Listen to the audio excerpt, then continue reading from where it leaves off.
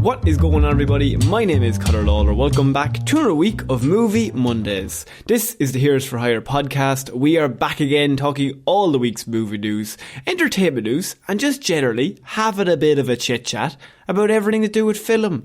As always, I am joined by my partner in crime, Mr. Shaun Mean. Shaun, how's it going, bud? Conor, I'm having a really relaxing day today. Yeah. Thank you for asking. Yeah.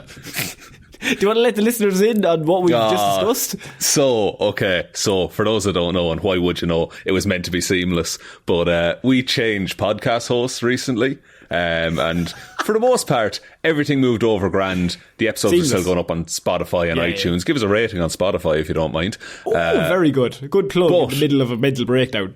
That's how I operate. But one thing that we were very proud of is the website. And the website used to pull all the old episodes and make them into nice little posts. We'd add images and it was all categorised really, really well and easy to search. Lovely. So, wouldn't want anything to happen to it. All of that work that we put in, none of the episodes now play. And the thing that we use to import all the old episodes is not accepting the new feed. So I'm working through that at the minute. Just to give some context, Shaun just found this out 64 seconds ago, and then I said, let's click record. Let's go live on these mics.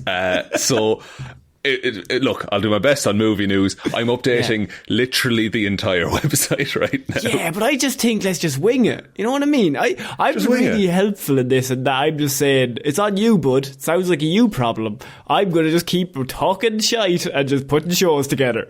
Yeah, that is, Conor said, don't say I never did that for you. Like, I enjoy doing this kind of thing. I gave him a little hobby. I broke the website. Here you go. I deleted all of the code. So, Shaun, this is Movie Mondays. Now, last week was a pretty big week. Other than, our whole empire, our media empire that we've built collapsing around us currently. Absolutely. Empire used very sparingly there, I must say. It's been going 4 years. It's like there's two of us. That's an empire, really. But so last week, pretty big week in terms of trailers, in terms of news. This week, still pretty big. Not any trailers this week that I could really we could delve into. There was a little bit of an Avatar teaser, but I mean, it's Avatar. Does anyone? No one. What are we going to say? Oh, they're blue and it looks pretty. That's fine. It's fine. I hope it goes well. It won't make 3 billion. No, I hope it makes no money. I've said this before. I want that to go on record. But he's negative today, listeners. I'm full of vinegar today. I'm very sorry, James Cameron. If this had happened 3 minutes before this, you would have been all on board on that. I would have been like, why are we not talking about Avatar 2? The Way of exactly. Water Moves, or whatever the title is. Way of Water. I think it's called Way of Water. The Shape of Water? Shape of Water. The Room. So, Shaun, I mean, I could just say straight out, if you could give us a like and review, whatever podcast platform that you're listening to this on, would really help us out. But most importantly, Shaun, we got to start this week. And this is a story I wouldn't normally start with, but I think it really now perfectly links in with your vinegary attitude. Because do I have some bad news for you? I have a story that I chose specifically to annoy you on when you're in a good mood, but now it's kind of backfired in that you've started off pissy. Well, maybe it'll... Oh, pissy, wow. Maybe it'll double back and I'll be in a great mood by the end of this story. Warner Brothers Discovery CEO hopes to make more Harry Potter movies. Oh, okay. Right. It's okay. So, but Fantastic Beasts is not confirmed to be dead yet, right?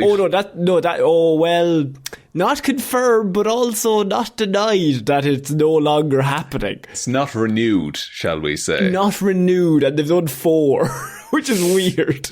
It's very strange of a proposed 5-film series. So now, what else do you do? See, here's the thing, right, is that why would you touch Harry Potter right now? With everything going on with the lady who wrote Harry Potter being an awful human being. See, that is an interesting point, but also money. So you have those two sides of the coin, and they're very different. David, sorry, could I just say I've been on the ground because I was on Tumblr in 2012, Conor. So I know exactly what what they're going to do on-field here. research in this. Oh, I've been deep in the trenches, so I know exactly what they're going to make. I know exactly the project that's going to be announced. Okay, but I saved that for a minute because David Zaslav, he's pretty high up Warner Bros. Discovery. I think he's the new boss. And he recently just addressed what's happening with the Harry Potter franchise on an investors call last Thursday. Good news, Shaun. Awful sentence. So, look, while the company's been cutting costs to cancelling basically everything, all animated shows, already completed films, just whole crews, casts... In the bin. Get rid of it. Just people's jobs. Get them out of here. I hate them. Things are different with Harry Potter, as the goal is to not get the series revived rather than cancel that, along with all of the other good things that they've cancelled. Okay, so they're going to finish out the Fantastic Beasts. No. The idea is to focus on... And look, this might be one of the worst sentences. It's only 3 words, but it's one of the worst things we've ever discussed on the show. And it's one of those that I included it because he said this line without irony. And this is what's important here, because Zaslav said the idea is to focus on franchises moving forward. Oh, it's such a lazy fucking buzzword. To be like, it's a new franchise. That doesn't mean it's good. Shaun, they're focusing on franchises. That's always a goal for success. When you aim for the 7 movies in a row, such as, say, Fantastic Beasts and where to find them, aim to create the franchise first, quality comes second. Here's the thing, is Harry Potter not the franchise, like the Wizarding World? Like... And is that not where everything is kind of what people's real interest lies in, based on the performance of recent movies? So, look, recently, obviously, Henry Cavill has come back as Superman in the DCU. And Zaslav noted how profitable both as Superman and Harry Potter... Man. Oh, that's the... the art is fucking dead. How profitable Superman and Harry Potter movies have been. So what's happened is Henry Cavill's come back as Superman. And this guy is like, oh shit, that made a load of money when we brought Superman back. And then he looked at his board, like, what else did we do that made loads of money that we could bring back? Because, Harry Potter? Just fucking Harry Potter. I will say, I don't think you could pay Daniel Radcliffe enough money to be Harry Potter. He's never coming back. No. Nothing to do with this. Also, did you see in the news this week that Daniel Radcliffe came out and said he just has a bit of fun whenever he's bored and he tries to promote the Wolverine rumours just by himself? I did see this. Just to pass the time. That's the man. I love that man so much because he it's a miracle he's as well adjusted as he is. He's too normal. It doesn't make any sense. Him and Robert Pattinson are just two fucking regular guys for everything that they've been through. 2 little goblin weirdos who are just normal. This is my thing as well, though, is that the project that Warner Brothers is going to make, the Marauders from Harry Potter, like they wrote the Marauders map and it was like Harry Potter's dad and his friends. Yes. They're going to do a series about them. That's exactly what they're going to do. But they've already done the prequel sequel. But they went back too far, I think. Oh, all right. So you're thinking a sequel to the prequel sequel, but a prequel to the original. Yeah, a prequel to the originals, but then it's a sequel to the prequels. And it's going to be it's just going to be set in Hogwarts, and it's just going to be Hogwarts again. That's all it's going to be. It's going to be the same. Yeah.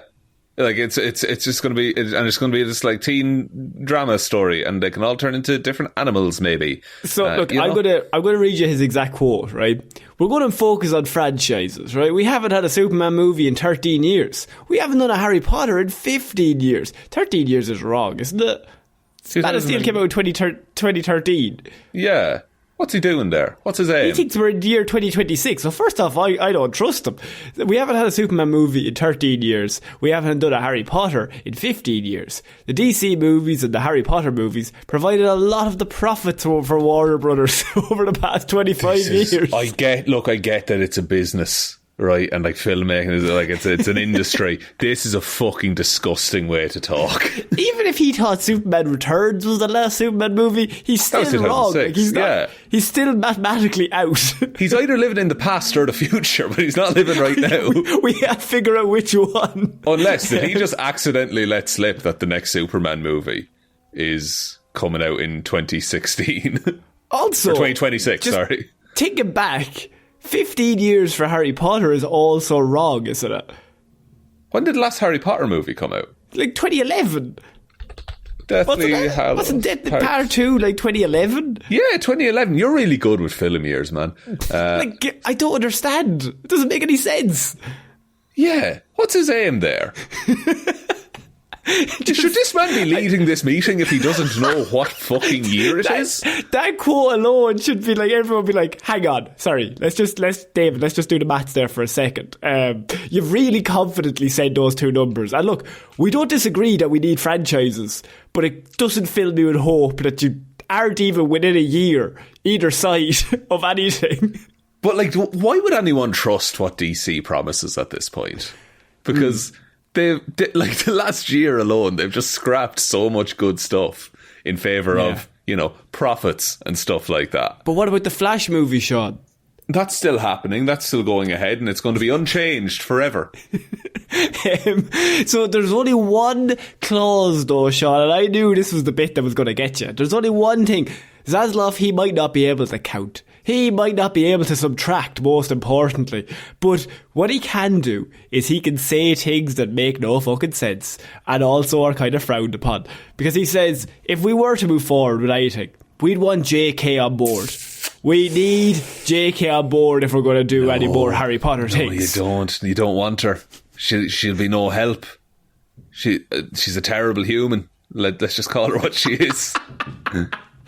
And my favourite bit about all that is she has, regardless of what she says or does, well, maybe not regardless of what she does, but in terms of what she says, my favourite thing is it's constantly dig up stupid. Like, the more she's like, no, let me explain myself. Yeah. It gets worse. Did you hear she released a book about someone who was quote unquote cyberbullied online by trolls?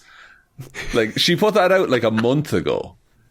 Like, but also like the fan base that like gathered around Harry Potter is, and let's be honest here, and I was part of it as well, bunch of weirdos, a bunch of little goblins, like Daniel.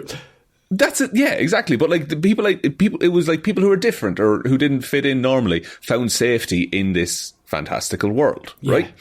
And then maybe people found out things about themselves and things like that and identified with characters. And then JK comes in 15 years later and just doubles down hard on the fact that, no, people can't be people can't be who they truly are, kind of a thing. Like, my favourite thing was like, this is not a J.K. Rowling just shitting on. I mean, it could be. It could be. But my favourite, wasn't there one where like there was a whole room full of shit in Hogwarts that like they just magically... They had a thing that they used to just shit in the halls and disappear it. But like the second you start breaking that down, it's like, what about the kids who were raised by Muggle parents? But she said that before all the other comments. And this is like 2015, and she said it and everyone was like, jeez, that's a bit weird. I mean, I'm still on side, but like, no, getting weird vibes. So the internet attacked her about that and how it was a stupid idea. And then she attacked all trans people. Perfect. This is the way to go, she thought to herself. So why would any studio attach themselves to JK is all I'm asking at this point. I mean, look, here's my thing, right? You have this studio, Warner Brothers, who consistently shoot themselves in the face all the time. We have Harry Potter. The last performance of Fantastic Beasts 3, terrible. Absolutely atrocious. Horrendous. Crimes of Dumbledore or something, was it? Secrets of Dumbledore? Secrets of Dumbledore was the third one. They never thought they were going to make it, and then they did make it, and then it was not received very well. So that's where they are. But would you like to watch another Harry Potter movie? Or by chance... Are you asking this question, really? I'm genuinely asking this question. Or if by chance, will we just leave the movies where they were because they were good? Yeah, I think just leave it here. Just don't do anything more. Let it die. I think it's a miracle. You did like 8 movies and like they're all passable. Like, there's no... All of those movies are good. Like, those original... They're either passable to good. Yeah. Which never happens in 8 movies in a series. No, and it's like... And then the most recent one, like the first Fantastic Beasts was pretty good. It was a fun romp. Second one was pretty bad. And then the third one I didn't see. So you're just leaving the universe on a sour note. What if, right? And this would be huge. This would be insane if they did this. And I would actually, this is the one I would watch. They reboot it and they start again from Prisoner or from Philosopher's Stone. New cast, everything. No, Daniel Radcliffe is still Harry Potter, but he's now 35. It's Finn Wolfhard. And Daniel Radcliffe is the big fat guy, his dad? Or his uncle? Oh, yeah. He's the abusive uncle. He's the abusive uncle. He'd smack bang into that. He'd go from Weird Al to that. I saw a thing about Daniel Radcliffe on TikTok, actually, and he did an interview, and they were like, do you have any special skills? And he was like, I'm really good at card tricks, but I don't do them because why would I go around doing fucking magic tricks? Because everyone's just rolling their eyes like, oh, of course. Oh, wizard boy over here he comes now, fucking pulling rabbits from hats. Get a new gig, you fucking dick. Jesus, go outside your box. That's great. So yeah, just to let everyone know, we could be in line for more Harry Potter movies because they're looking for franchises. So it's not just going to be one. We're looking for a full 7 again. Oh, yeah, multiple franchises based in the wizarding world of J.K. Rowling. Oh man, oh Jesus. Okay, we're moving on, Shaun, to our next piece of news, and this was one that really caught my eye as well. This is a bit of news about Black Adam, and Dwayne Johnson has been coming out non-stop. Yeah, and biggest movie ever. Changes the game, switches up the power dynamic, right? Changes the game. But what he's also come out and said was there was a lot of news last month that like he was running DC, or like he was like, we should do this. Yeah. They were like, because once again, they will shoot themselves in the face repeatedly until someone comes along with a good idea. And they're like, hang on, I don't think that's going to work. What do you mean, Superman hopeful? What's that going to do? What's that going to do? So Black Adam's Dwayne Johnson has reportedly doesn't like the Shazam franchise, is what I have. How did he come out and say this? Because that's really bad form. I read this and I thought that was so funny. It's been reported that he doesn't really like the Shazam franchise at all. Now, look, there's two things. There's two modes of thought. One, it's just promotion for Black Adam versus Shazam, which is the obvious next movie. Two, he legitimately doesn't like Shazam and is then coming out and being like, Shazam is shit. Unless it's like ultimate kayfabe. And he's like, no, Shazam is awful. It's horrendous. Yeah. Black Adam would never like Shazam. To me, which is funnier? If he's like already in storyline, or if he legitimately, like the man never says a bad thing about anyone. He's just like, no, legitimately, the first Shazam was quite poor. I felt like it was weak.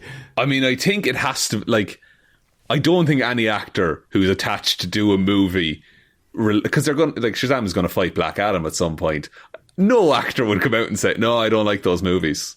I don't think that would happen. Certainly not The Rock, without it being a calculated bit or a marketing thing. But at the same time, would be very beneficial for him if they cancel Shazam and they're like, we're going with Black Adam as our version of that character. Did people really like and identify with Black Adam? Like, more so than Shazam, I would say. Okay, fair, but surely there's a place for both. There's a place for both in the comics. They both serve separate purposes. No, so one of them has to fight to the death. Zachary Levi versus The Rock. Okay, sorry, the podcast importer thing just went through. We're all good. Sorry, we're back on track. We're back on track, boys. We're back. Get the word out. We back up. Here's Ryer.ie. Maybe give it 24 hours or so. Just maybe give it a long time. But Zachary Levi, though, would be, I think, like that, cocky, arrogant Zachary Levi Shazam would play very well off of the darker and serious Black Adam, I think. So why not just smash them together? Even what benefit? Where is the benefit to The Rock in saying he doesn't like the Shazam This franchise. it was just literally a report that I read, and I just thought it was really funny if he had legitimately come out and was like, I hate Shazam. On the offside, it could just be promotion for a movie that probably is like 6 years away. So they're the two options, really. That's a long time to maintain a fucking... Yeah. He's coming way too early, I think. If he's already promoting the next one, give it a few months, Dwayne. Like, there's no need. Like, nobody's going to remember this. But are they building up to a Black Adam versus Shazam thing, or do we try and do Batman versus Superman again instead? Imagine they went back to it. They're like, David Zaslav's like, well, I thought it was a good one. I did think it was a good movie, so we're going to do it again. We're just... Do you remember after like Infinity War and Endgame, there was all these questions about like, what's the state of the Marvel Universe going to be? Where's everyone going to stand? Where's the balance of power and all this kind of thing? I'm hearing no one ask that about Flashpoint.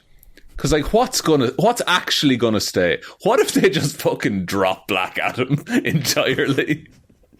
It's one of those where at this point, like, they're all people in a house, but it's haunted. And so you can never say, like, where are you going on holidays next year? Because nobody knows if anyone's surviving until next year. So it's like... They could die. They might not. They might survive. Not the plan for the future at the minute. Not great. You can't be really planning for like, where we go. Oh, we might go to Portugal now next year in the summer. We don't know at the minute, to be honest. You could all be dead. The zombies could kill you all between now and then. Because as it stands, I feel they've fucking wrecked their chance with Flashpoint. So now, within the next, I would say, 2 years, they're going to have to build up the Crisis on Infinite Earths and do it that way. Oh, great.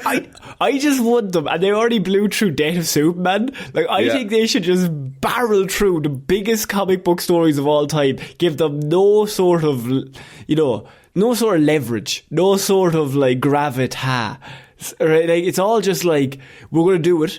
We spend 5 minutes on it. We move on to the next biggest thing we've ever done. And then we just go through them all. Big and it's going to be great. Films. This is what happened to comics in the 90s. Like after Death of Superman, there was like Nightfall and fucking the Clone Saga and everything like that. Just big event things for no reason that hold no merit. That's what DC needs to do for their films. It's the only way to survive. Imagine how shit that'd be. Like, it's kind of what we're getting at the minute, to be fair. Like, Batman breaks his spine. Like, Bane breaks Batman's spine on the side. Azrael takes over as Batman, becomes a killer. But that's like the first 20 minutes of the movie. And then on the opposite side, Crisis on Infinite Earths is also happening. Then you have Green Lantern. He's gone mad. He's killing everyone. I just think we should go through all of them. Here's what I think. In one movie, we do Nightfall, Blackest Night, and Crisis on Infinite Earths.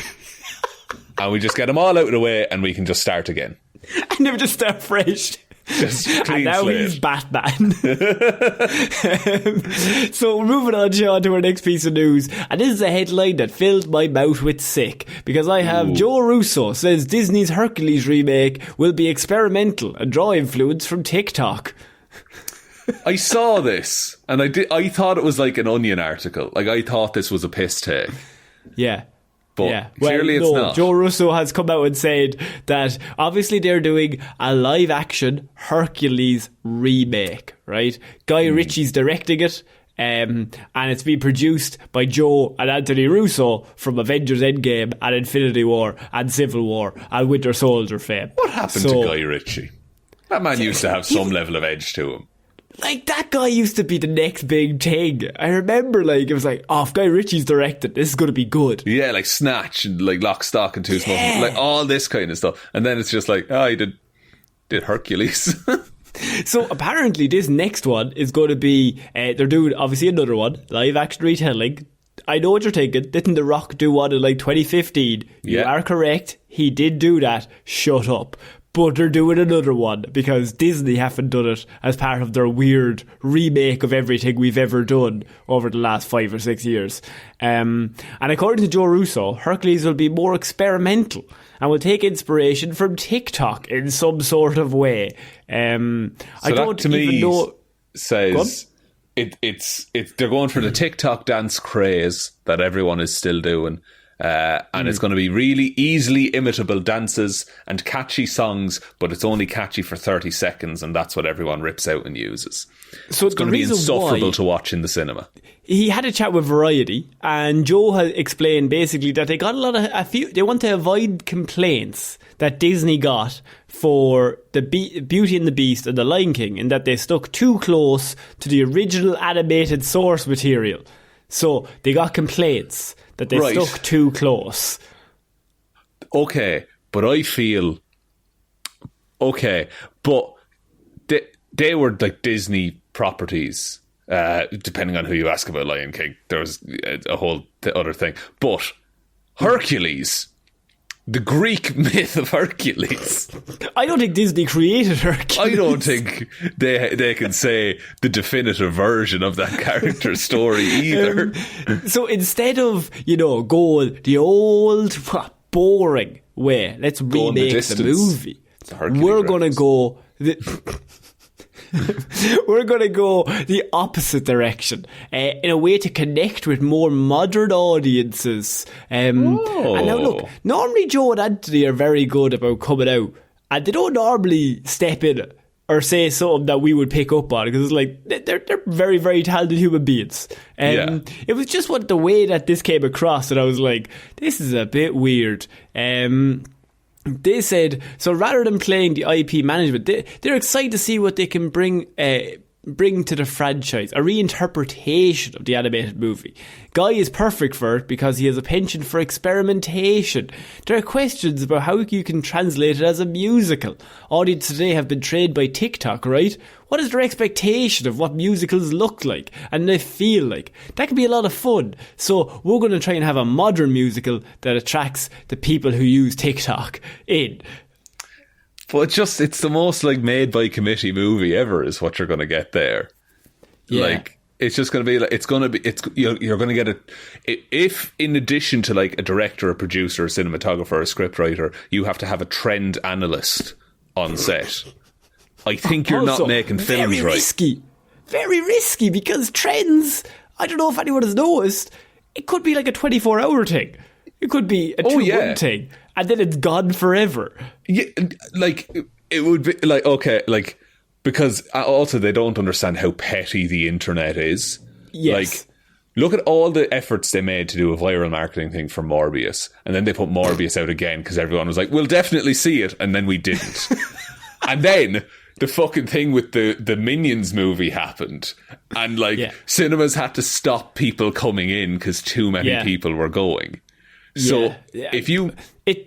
I think how you always know that a studio has written it to be trendy is that, like, in 2020 they were like, damn Daniel, and somebody said that line and it was like, well, it was big when we were writing it in 2015. We did get a what are those in Black Panther, didn't we? We did.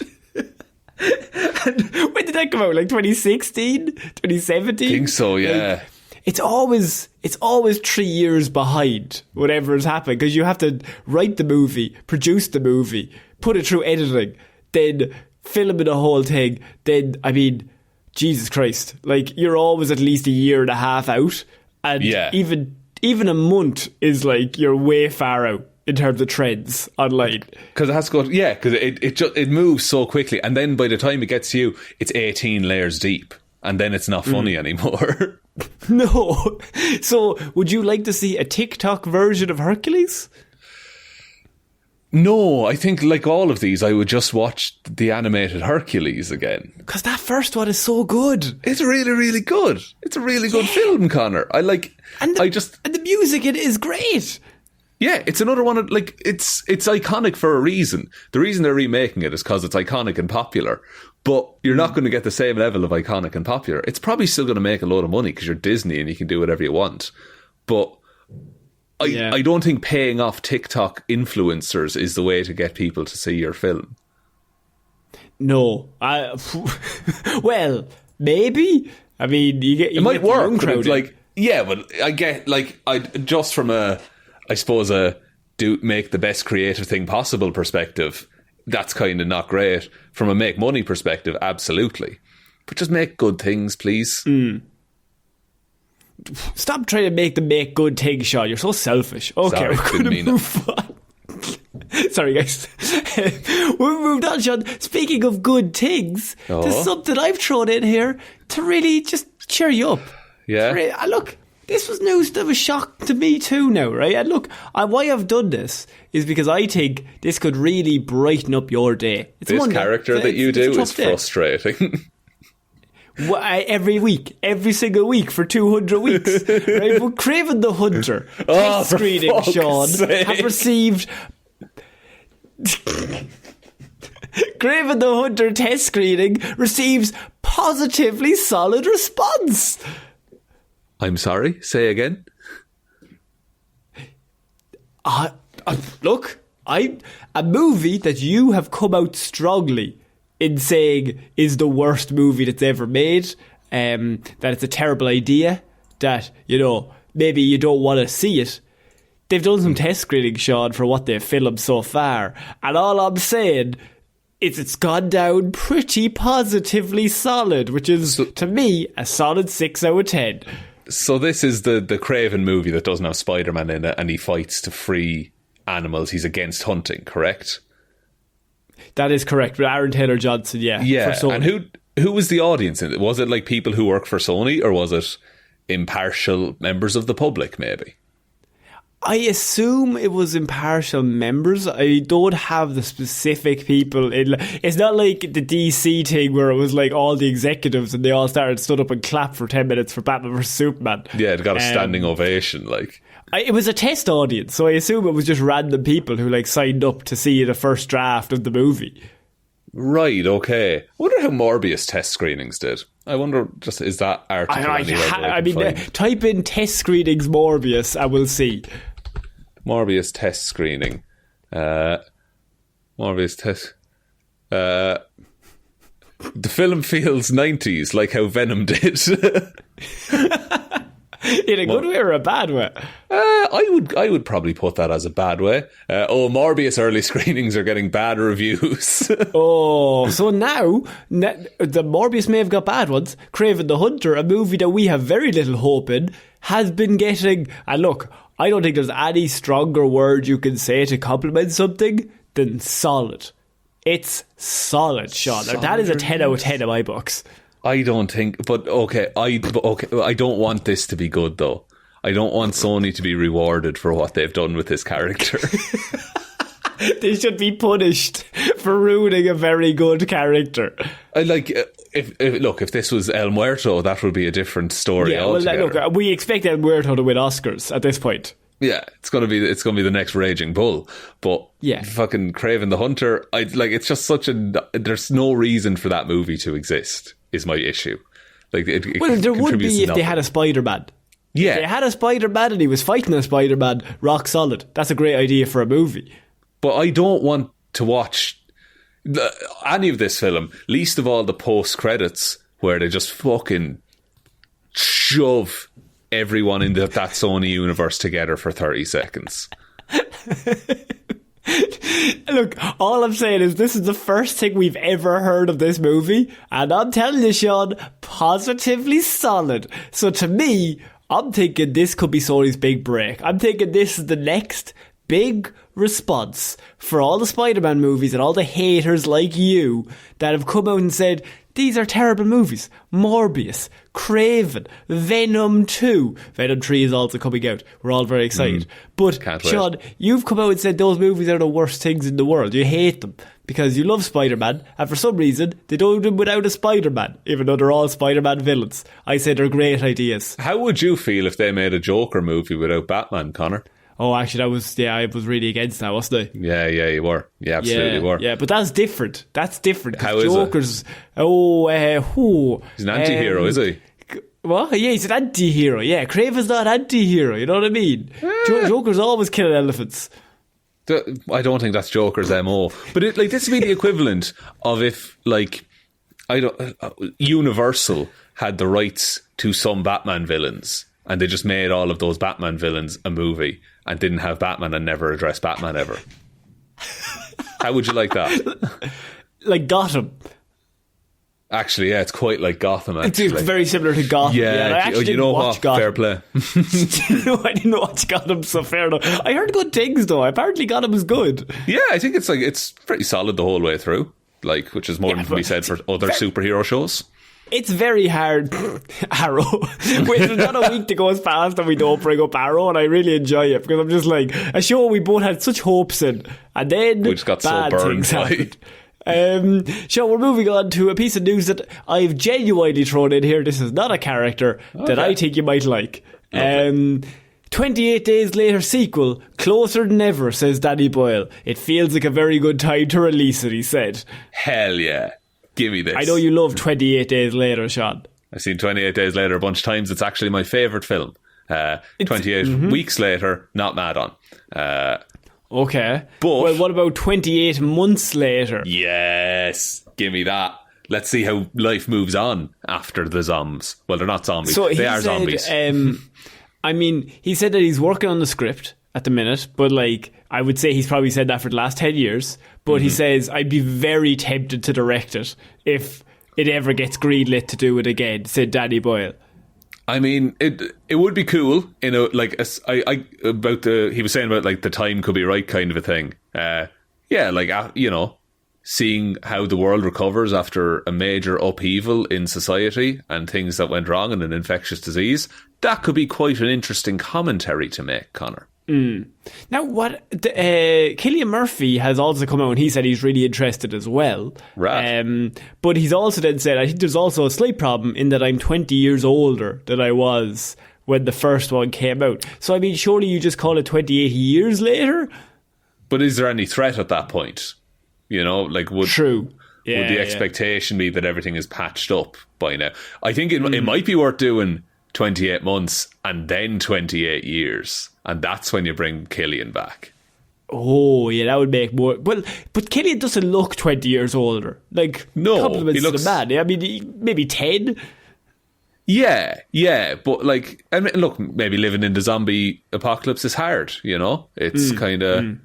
You know, it puts years on a man. There is like the young girl character in that show who you could just like cast someone, you know, another actress who's 2 years older, and that's roughly 2.5 years older, and then carry on her story and how she gets on with things. Yeah, no, I think like.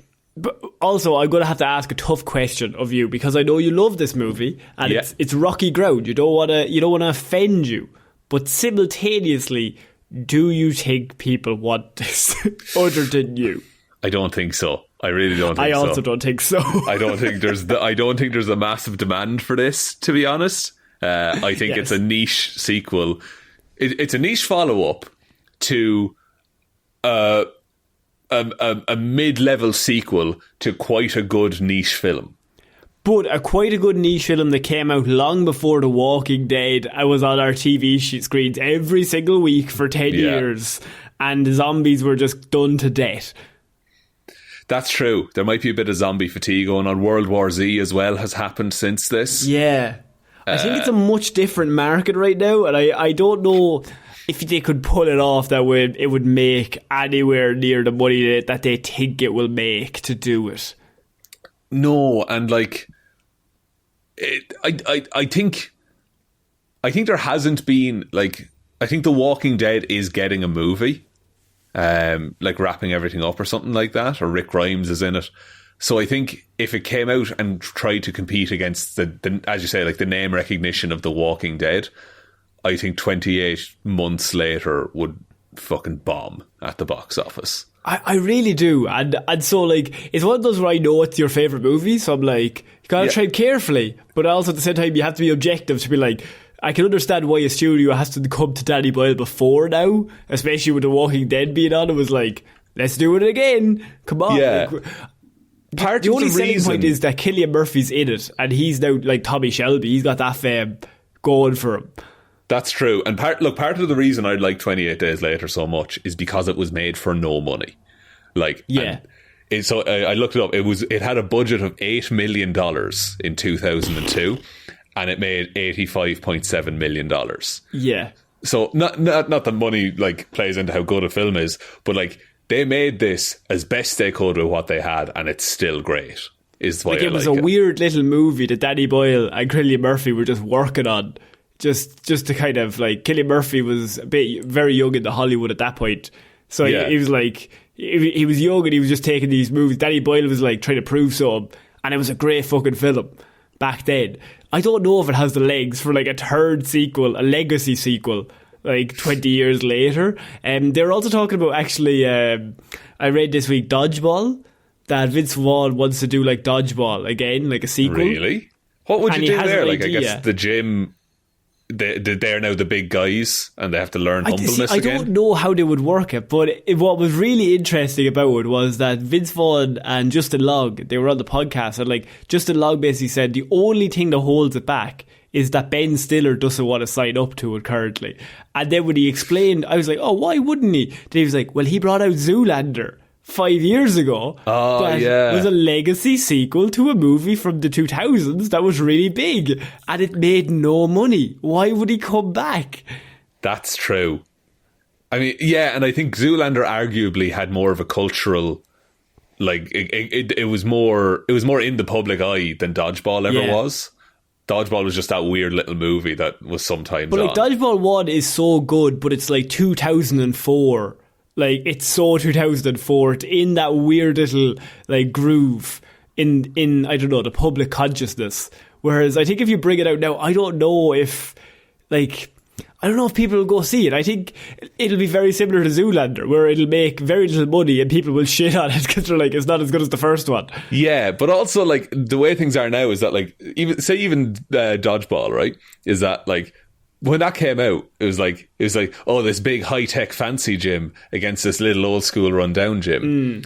Whereas now, every gym that you go to is the big high-tech fancy gym, and that's what people want. So it's tough to make them the bad guys again. Yeah, you'd have to make... And Ben Stiller's jokes, I don't think, come off as well. No, I don't think so. If they do them now, how do you write them, like, better? Like, I think they're still funny now because it's different when you go back to watch a movie that you liked when you were like 16 and we're like, oh, it's still funny because you have that nostalgia. Whereas if you see a modern comedy with the same jokes, you're like, oh no, oh that's not good. It doesn't even have the argument of, oh, it was a different time or it was of its time. Yeah. Like, you can't put yourself in the situation that you were in when you saw that movie first.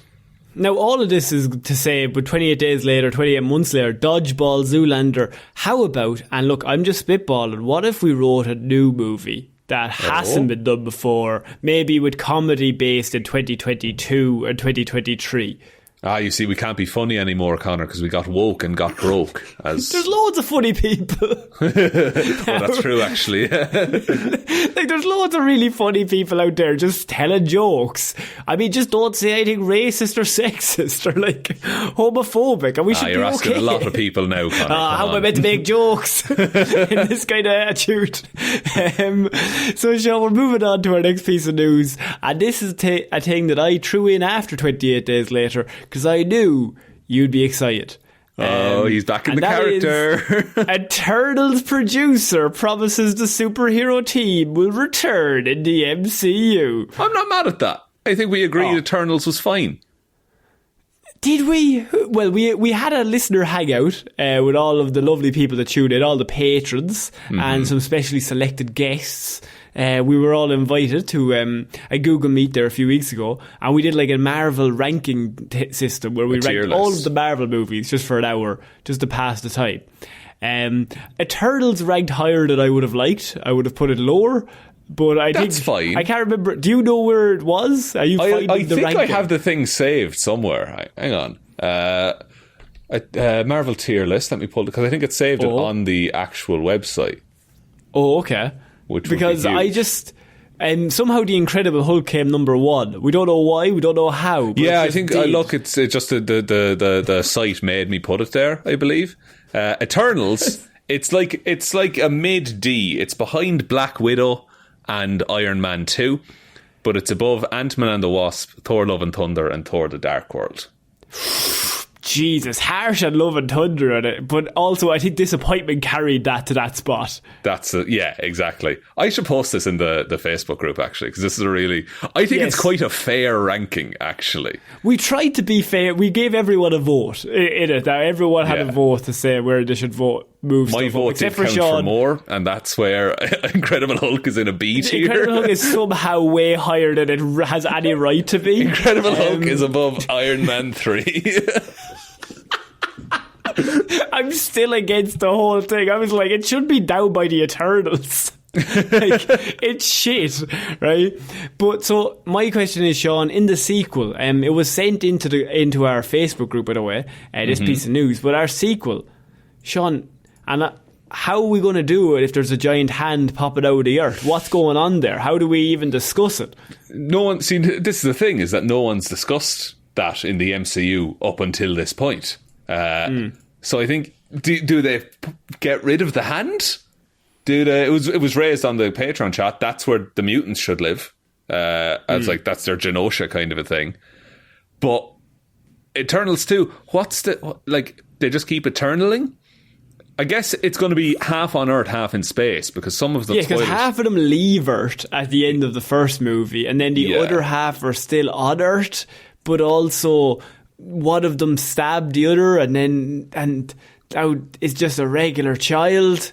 Oh, lads. Yeah, so basically, it's... Who heads up? It's Druig, Makari, and Thena, I believe, head off into space, isn't it? So, they meet Harry Styles and Pip the Troll as well. And then Druig says, "How are you, lads?" How are you, lads? Exactly, the best line in the film. Best line in the film. Barry Keoghan, shout. The rest of them then are on Earth, but Cersei gets taken by Arishem at the end. She's taken off into space. You're just saying words, though. You are just saying words. I think there's no Eternals left on Earth then, because the rest of them got taken off. Is everyone gone? I think everyone's gone, because some of them are off in space, in deep space with Harry Styles, and the rest of them got taken by Arishem the Judge, the Celestial Man. Right? And then Kit Harington's still on Earth. Don't know where he's popping up next. So Kit's still there. But Kit's now in the Blade movie that's not happening, but is happening, but is not happening. That's being worked on at the minute, That's being worked on at the minute with no director. Yeah. So, look, I don't know where the confusion is, Conor. All the Eternals are in place. It's easy to figure it out. Like, they're all in space, just randomly, and they're not on Earth. So, technically, Shaun, actually, that's a really good idea. If you send them all off of Earth into space, then you don't have to discuss why there's a giant, an absolute god of a human, or just a god popping out of the earth with a giant hand, because they're not there.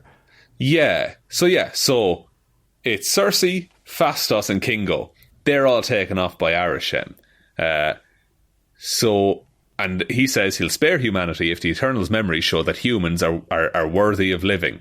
Right. And he takes them away, and they're gonna do all that. Well, then we're fucked, to be honest. Then Tina, Makari, and Druig meet Eros, Thanos' brother, and Pip the Troll, and then they're off into space. So there's no Eternals on Earth. So it's going to be, I assume, two different Eternal stories that then meet in the middle. But who do they fight? I'm very excited about this sequel. I think it's a great idea. There's so many ideas for stories that would keep me just encapsulated. Like, so excited to see where it goes next. I mean, unless it's just like they're just in some other project, they like all group back up together and come just back randomly to Earth. Guardians. In Guardians 3, they're all just pop up in two spaceships, and they just meet each other, and then they just wave, and then they just keep going. And Icarus is in the sun as well. The man flew into the sun. He's definitely not dead. Sense. But no. The only fucking confirmed death is my boy Gilgamesh, which still pissed off about that. He's my favourite. Shout out to Gilgamesh. He was the best man. He was the nicest one of them. Do you remember I got you a tie-dye with Gilgamesh for Christmas? You got me a Druig Marvel Legends figure, yeah, and then it came with just Gilgamesh's head and hands. They were selling Gilgamesh in separate Eternals packages. They chopped him up, much like he was chopped up in the film. He was butchered to death in the movie, to be fair to the lad. Also, Patton Oswalt apparently came out on Good Morning America. No, the Today Show. Sorry, and he mentioned that Chloe Zhao was going to be coming back to direct Eternals 2. So that's great. Like, and a lot of the stuff that I like that Chloe Zhao brought to Eternals is like the on location stuff.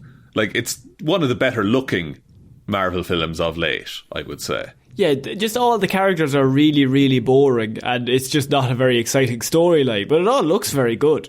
Yeah, so I think, look, you can't have everything in a film, Conor. You can't have a good storyline and good looks, just in general in terms of the set. That's ridiculous. No. Look, and, you know, next year, for the 5-year anniversary, we're going to have to revisit the Marvel tier list, presumably with 18 more movies that we'll have to review. 18 more movies, all of them at the bottom tier. oh, Jesus. Oh, lads. And soaring above that, in. Flashpoint. Shaun, we're finishing off this week with some pretty weird news and rumours that I really want to discuss. That's the wrong show, Conor. That's Wednesday's show. Come on. Because here's the thing. Superman was announced last week. He was announced that he was returning. And so Henry Cavill's back. And that means Warner Brothers have a bit of a gap because they've got Superman coming back. James Gunn, who is a director that they really like, is now actually he's running DC. So he can no longer direct it as well because that would be weird. So now they need to find a director shot. Right. And after a meeting this week with Warner Brothers Discovery, David Zaslav, everyone's favourite Big Dave, he met with a certain man otherwise known as Steven Spielberg. People are speculating, Shaun, there's rumours going around that maybe Spielberg was meeting with the Warner Brothers boss to discuss directing the Superman film. I think I've said this before, but for me, Spielberg is not a selling point for a movie. He was at like 99. 99 to like 2002, I would say. Spielberg is like, he's the household name director. Like, he's the peak. Yeah. He's the man. Like, after Saving Private Ryan, that guy could do anything he wanted. Yeah, he was the greatest to ever do it. But now, and I think we've probably gone through this in the past before, but his recent filmography is so hit and miss of like, is it any good or not?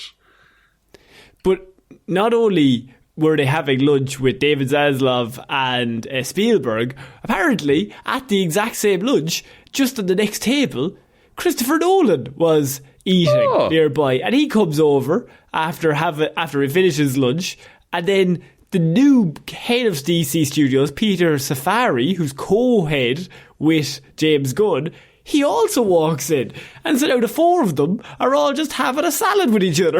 All the boys are having a big old chat together. Well, Chris Nolan is still tied to Warner Brothers, though, isn't he? He's gone. He left. Do you remember the whole thing last year with, like, they were releasing the movies? Yeah. Sorry, no, I didn't know he had fully distanced himself. I thought he was still... I'm pretty positive he came out and was like, Warner Brothers... He doesn't work with Warner Brothers anymore. His contract, he just didn't renew it after Right, so Tenet. they're just going to pay him a bunch of money then, is what I'm thinking. So, I mean, he's just having lunch in there, and then, like, he's just around them, which is kind of weird. But I'm pretty positive after last year, do you remember DC came out and was like, we're releasing all the movies on our streaming service, and they didn't tell any of the directors, and he was like, we're going to all lose millions of dollars. They were like, we don't care, Chris, on you go, you won't leave us, we're Warner Brothers. And he was like, alright, I'm leaving. I'll talk to this later, I'm doing Tenet and then I'm out. So I mean, Shaun, Superman, Christopher Nolan, I'm assuming, is just out. I think it was just a coincidence. He was at the lunch. But Spielberg meeting with Zaslav, could you see a Spielberg-led Superman movie? I could totally see him directing a Superman movie. Do I think he was the best man to direct a Superman movie? I don't know. I don't know if it suits. Maybe it would be different and it would be more, hopeful. Like if you made a Superman movie in the 80s or 90s, Like that kind of more optimistic Superman, different. But then are you just making Superman Returns? Yeah, but you would make it a bit better, I would say. Yeah, a better version of Superman Returns. But you're still making Superman Return. I'm going to say something maybe controversial, maybe not. Because I think Spielberg, very good director, obviously. Oh yeah, undoubtedly. Incredibly. Like one of the best of all time, right? But I also think there is some merit in saying that Superman in 2022 is a very nuanced character to get right. It's a very hard character to get right, but you also need to understand the current climate of what we're doing, like, of the world, and then you can kind of nail them, like what they did with Captain America, as we've discussed before, in recent times. You can't just do eat your vitamins, say your prayers, Hulk Hogan style. Go on, kids, smiling at them. It's just, you're the real heroes. You can't Homelander it in front of the camera, because nobody's going to like that. No, and it can't and it's not about blind patriotism either. It's more of an idea and a symbol that he has to be. Exactly. And so I think, and I don't know if Spielberg would be able to get that nuance in terms of like a 2022 version of Superman. Now, 2005, if he did Superman Returns in 2006, I think he would have killed it. I think he would have absolutely fucking knocked it out of the ballpark. I just think it's weird. Like, we're living in a weird time. I don't know if you know it, Shaun. And I think this is such an interesting project. You got Cavill back. They can't fuck this up. No. So I would say maybe get the best director now, but like, who's aware of what's going on now in the world. That's a tough maybe not someone who was good a few years ago. No, and maybe not the man who made Kingdom of the Crystal Skull. Yeah, it's true. But I don't know who you get, because I mean, the next one would be James Gunn, like, or like, who are some of the best directors working at the minute? Like, but they'd have to be young enough to understand that it can't just be milk and cookies and, as you said, blind patriotism. Yeah, like, it needs to be, but it also can't be a Homelander, or like, he can't be sad and miserable. Oh, what burden to have this power.